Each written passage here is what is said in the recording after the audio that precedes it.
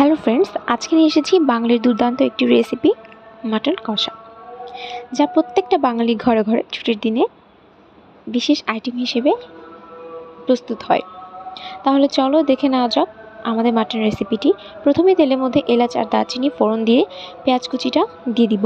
পেঁয়াজ কুচিটা কিন্তু অবশ্যই ভালো মতো লাল লাল করে ভেজে নিতে হবে, নাহলে কিন্তু মাটনের কালারটা একদমই সুন্দর হবে না। পেঁয়াজটা যেন ভালো মতো সফট হয়ে যায়, এজন্য আমি 1 চামচ লবণ দিয়ে দিচ্ছি। এরপর আমি পেঁয়াজটা ভালো মতো ভেজে লাল লাল করে নিব।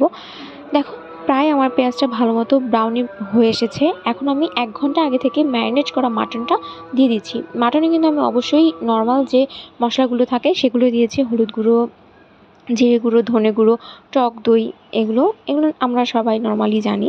তো এগুলোই আমি দিয়ে ভালো করে মাটনটাকে ম্যারিনেট করে 1 ঘন্টা রেখে দিয়েছিলাম। এখন আমি কড়াইতে দিয়ে ভালো করে পেঁয়াজের সাথে মিক্সড করে নিব এবং মাটনটা কষিয়ে